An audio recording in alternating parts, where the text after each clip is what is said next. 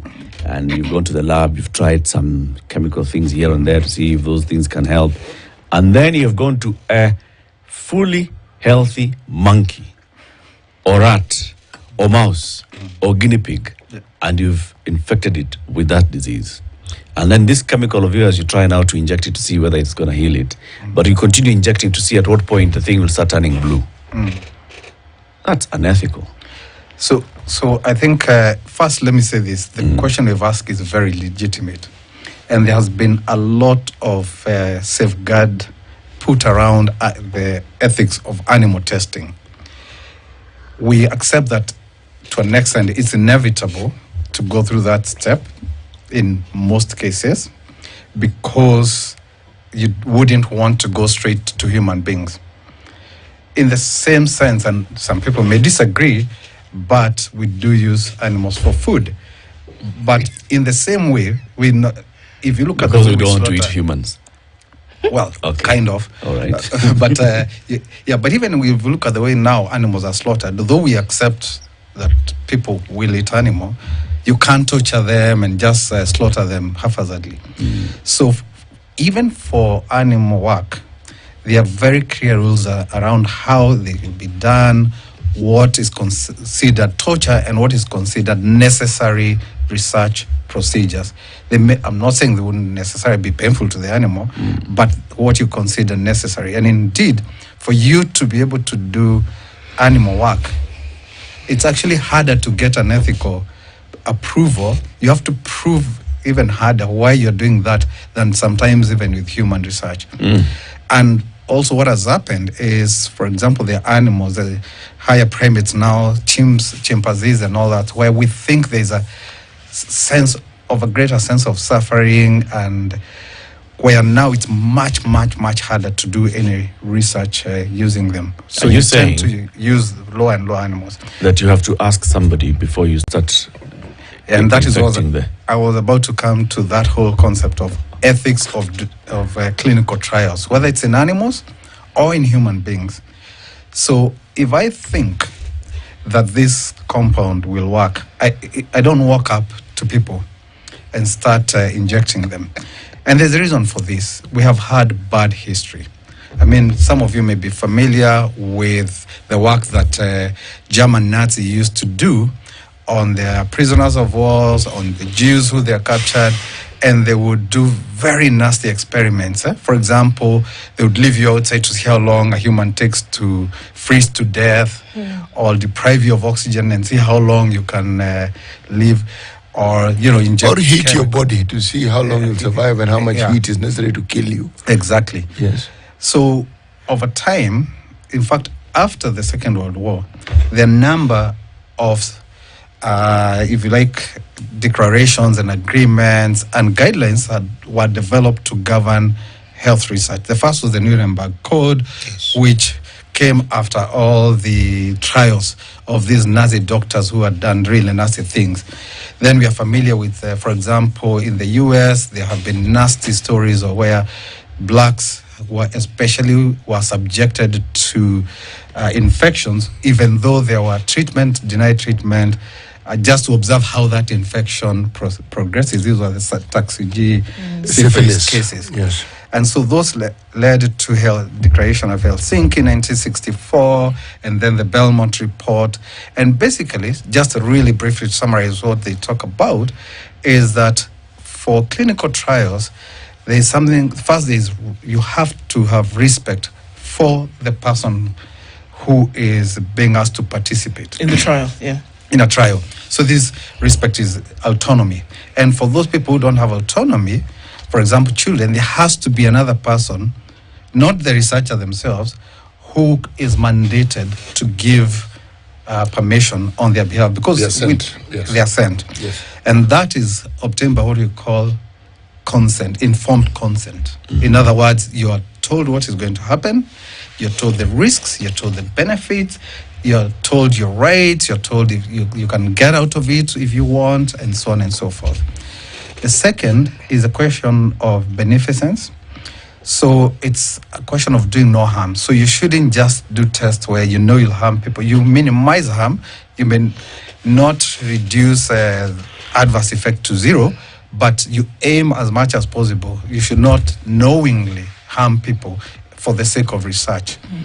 And the third one is justice, which is essentially that you shouldn't select people to participate in research because they're vulnerable, like going to a prison or going to a poor place, because you kind of know if you also give them a bit of inducement, they'll participate.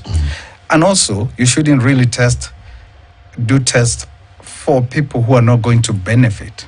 So, for example, coming to Africa to test a drug for European disease. It doesn't make sense. It doesn't make sense. But people tend to think of only that direction. But even the reverse, going to test malaria drugs in a European child who is very unlikely to encounter malaria is equally unjust for them. So They may visit Africa. They may visit Africa, but in general, that's not their biggest risk. But you get the gist. So you're also ensuring that the people where you're testing will benefit should this work. It's not always assured it will work. Then there are other aspects, and the key one is that research has to be reviewed by an independent committee, what we call an ethics review committee. And this is not just scientists. These normally will have lay people, it will have leaders, it will have different people represented. In Kenya, just for the listeners, all the ethics review committees at different institutions are accredited by NACOSTI, the National Commission for Science, Technology and Innovation. And so they are the ones that give those committees the right to then review the proposal, the work you're you would like to do. And they will look at, is the science right? Because bad science is unethical. Like, I can't just come and say, I think eating soy will cure you, and I start, it's unethical because I'm doing bad science. But they also look at how are the rights of the participants protected. They will ensure that you'll follow the right protocols. And in many cases, especially for clinical trials, you'll also have other regulatory bodies that will step in. So, for example, if it is a trial involving injecting either an experimental drug or vaccine, in Kenya we have the Poison and Pharmacy Board that will also be involved. In the US they have FDA and others. So a researcher doesn't make their own, doesn't come up with their own research and just go off and do it. So there'll be oversight. There are oversights. Other areas. Yeah. Is there compensation should this experiment go wrong? So yes, so depends more so with the clinical trials that involve injecting what we call an invasive process, where you're even injecting a new compound or vaccine into the person. Yeah, there will be insurance to cater for compensation by whoever is the sponsor of the trial. But that said, for any given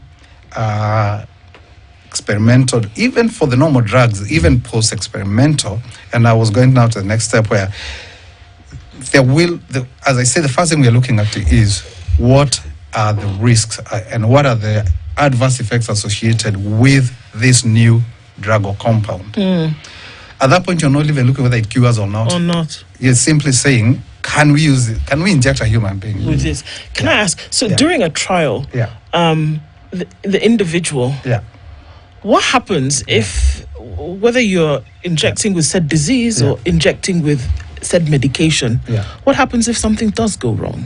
So what happens is that, first, remember, there will be, as we said, there will be an insurance and compensation for the person. You do not hold the scientists culpable in a criminal sense, in the sense that when you're doing a trial, unless you can demonstrate that they knew this is going to happen and they just were being negligent, and because remember, this in many cases you are now testing for the first time in human, and that is also why even there you have what we call dose escalation. You start with very small amounts and you keep pushing, and then you stop at where you think you can treat the disease, but you still haven't seen any toxic effects. So the aim is to try and get drugs that have there's some drugs that are very good, but they have a very, very small amount before they become toxic. So you don't want to use that drug. Although in terms of curing, it can cure. Because that's the next step. Once you've shown it's safe, at least now you see whether it can be used to treat. And the way we do that is, if there's already an existing drug, you compare it with the existing drug. And you monitor, and you are always ready that if you think this is not working, you revert to the existing drug. That's why you're comparing. In some cases, there is no drug at all. So there you're comparing that drug with what you call placebo. Like, the easiest way to say is, imagine you're being injected with the main drug, the experimental drug, or even with Water. It's normosaline, essentially. In most cases, it's not considered ethical if there is an alternative option. So you compare the option, the new with the option. But in some cases, there simply isn't an existing drug at that point. So you are looking there to see whether now you get cure. But remember, even here, it's a very small group of people who are in specialized facilities, because you are also still looking at toxicity. Remember, you started with healthy people. You don't know how it is going to impact on someone who is unhealthy. And here the numbers are still in the tens. You then move on, if you see that, to again now with the dose which you felt was the optimum, to hundreds. Now to hundreds of people. Then who are also still healthy. No, now these are people who are sick, but now you are expanding the numbers. Because what happens is that all drugs will have one adverse effect or another. And you may not see that effect when you have a small number of people. It's the same thing, if you walked out and you wanted to see someone wearing red, if you only looked at 3 people, you almost certainly won't see red. Or purple. Let's use purple because it's rare. But you can be sure as you walk and the numbers increase, you'll eventually meet somebody wearing a pink and purple shirt together. It may take you walking across half of Nairobi to see someone with a combination of a purple trouser, but eventually and it's the same thing. There are some adverse effects you cannot see until you've seen a very large number. So then you escalate again to an even larger number, and you are now looking mainly at seeing what are the adverse effects so that they can be documented. Now, Prof, these adverse effects, you're looking for them within a very short time. Well, depends on how quickly you're able to recruit. Some diseases are rare. So it means for you to end up with 1,000 people will take. And maybe here is where I can explain why people wondered how quickly COVID was tested and all these. Because we had millions of cases. So this in a day, you could run a trial. Many people. And also, it affected a large cross-section of humanity. Yes. So you could do a lot so of this. You could do all the races and all. Yes. You could collapse a lot of these aspects. But the issue then of the time comes in. Well, so we were testing these vaccines, but over a very short period of time. And you know what has been there in the public domain. We don't know the long-term effects. No. So the reason why in many cases the drugs take long is not because time in itself is essential. It takes long because in many cases getting all the cases is. So it's not that as a researcher we want to test as quickly as possible. If I can get 1,000 cases in 3 days, I'm good. So it's not that I want to test over,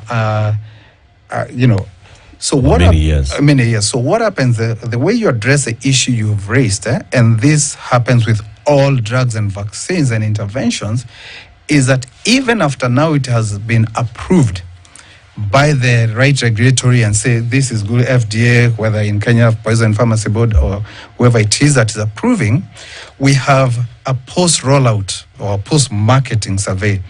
Because remember now, even at the best, you still have tested maybe 1 million people also. But now you're selling it to 50 million people. So now you're likely to also see even more newer adverse effects that you didn't know existed because you could only see it within a certain number. Now, you still keep tracking. And what happens if you notice with many drugs, if you take out the inside the inscript that has the different. It says contraindicated for X, contraindicated for Y. These are things that are added as new information comes in. You realize, oh, it's working very well, but there seem to be a group of people when they are prescribed this drug seem to have a particular problem. Again, remember the way we started? You're back to the first question. What is it about these people? Is it their age? Is it that they are people who take a Tusker, milimbili kama kawaida? Is it when they take coffee? Is it people who also happen to have diabetes? So again, you do exactly the same research we've said. You track down, you pinpoint, then you actually come down and say, actually, what it appears is that this seems to exacerbate these side effects, or it seems to make this disease condition worse. So then you get an additional documentation saying, do not take alcohol, or do not drink milk with this, or do not do X, or if you have diabetes, don't prescribe this drug. So this continuous tracking of all these effects, and in some cases drugs do get recalled if so they notice that there's something happening to it. Yes. So there's another thing I need to emphasize here. Treatment is always a risk versus benefit balance. Yes. So the more lethal the disease, the more we are likely to accept slightly more poisonous drugs relative to a less lethal disease. That's why you find like treatment for cancers are quite toxic. They are very nasty. But the benefit outweighs the risk caused in some. And again, just so that I'm very clear, there are many cancers that are treatable. There are cancers that are harder to treat than others.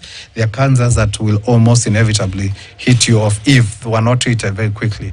So you have really toxic drugs and in addition to looking for new drugs, what we do in research, we are also constantly looking for less toxic drug for each of the diseases. So even for cancers, even where there is treatment, we are constantly looking to see whether we can get equally or even better drugs that are less toxic. But that's the reason why you'll find drugs are prescribed, and it has to be prescribed. Yes. And you have to be given directions as to how exactly you must use it. Precisely. Yes.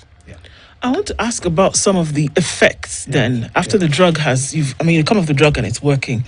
Some of the effects, because if you, maybe it's rudimentary thinking, but then would the research not then allow one to reduce on the effects of this particular drug, or is it something that you just can't help because of physiology? No, actually you're right. So what happens is, you may say, for people with diabetes, if you're also going to take this drug, now you'll be taking half the amount. Yes. Or because we realize by the time you're taking a bit more, so of course we still have to keep it within the level where it treats you. Yes. But we work out, actually here, you may be able to reduce and still get the same cure without the same effect. Or you may say, actually for children, what's happening, maybe this dose, although we did check, is still a bit, it has an increased risk of that effect, and we might be able to reduce it and still get the same impact. Let me give you an example. Okay, this wasn't so much adverse effect, it was the effect itself. So it wasn't like a negative. So yellow fever vaccine. And this is work that we did at Kemru Wellcome. There has been a shortage of yellow fever vaccines. There's a very small stock relative to the demand because it hasn't been being produced regularly. But then we hypothesized, remember, that educated guess, actually, what if you reduced the dosage? Would you still get the same level of protection? And actually, we've been able to show you can reduce the dosage to a fifth. What? And still get the same protection. So in other words, through our research, we have increased the stock of yellow fever vaccines in the world by 5-fold, just without any more manufacturing. So that is a research where you go back and question the original. It's not that they were wrong. because remember, you have a range. So once you find a range that works, you say, we are good, we are good to go. Occasionally, you'll come back and go, can we see whether lowering this range will have the same impact? And because sometimes what happens is that there are some prescriptions that were based on what you call expert opinion. The professor in medicine felt it really would be. It would be best if you did. If you also added this, or you did, or you had 3 doses. So we also do what are called pragmatic clinical trials. What I call practical. Pragmatic is so it's going back to the dosages and saying the evidence that says you have to take 3 times a day. What if you actually took 2 times a day? Because now, with new understanding of the disease and new understanding of this drug over the last 10 years, we have worked out actually probably we are getting excessive of what we need. We can half the amount and still. So by then you can't also still wake up and say, now that we have done that, we are just going to have it. You still have to go through a clinical trial because remember, you're risking giving people an underdose. Yeah. So someone has to look at it and say, there is a logical reason to think that this is a good So it's just as trial. expensive. So the farmer could have done this, and the pharmaceutical company could have done the trials and seen, well, we could do it with 50%, but let's just do the whole 100% so that we sell more. So what happens that farmer does not wake up, contrary to what a lot of people think. And in any industry, let me just say this because some people, but they have done this. There is misbehavior. Yes. But farmer still is regulated by independent public bodies. So when they generate their data, it still has to be scrutinized and reviewed by independent public bodies. That's why I keep using FDA, because the American equivalent, or Pharmacy and Poisons Board and other regulatory bodies that will review. So pharma itself doesn't wake up, test, work, and say, hey, this worked, and go into the market and sell. There has to be someone else. Yeah. Well, some very good dedication that we've gotten this morning. Thank you very much, Prof. Karibu Again. sana. So when you get that letter, now it'll be telling you how regularly you'll be coming. No. The main issue is the bottom line. No, Woolworth. You're paying. You're paying. You pinned him on the Woolies. Woolworth. You're paying for. Go take 3. Eric pays for one. Okay. No. Eric and Woolworth have this Black Friday deals. So between today, 26th. For 2. I pay for 2. Eric pays for 1. Eric pays for 1. Where it's Woolworth paying. So Woolworth and maybe same thing. It's 9 a.m. Time for the news.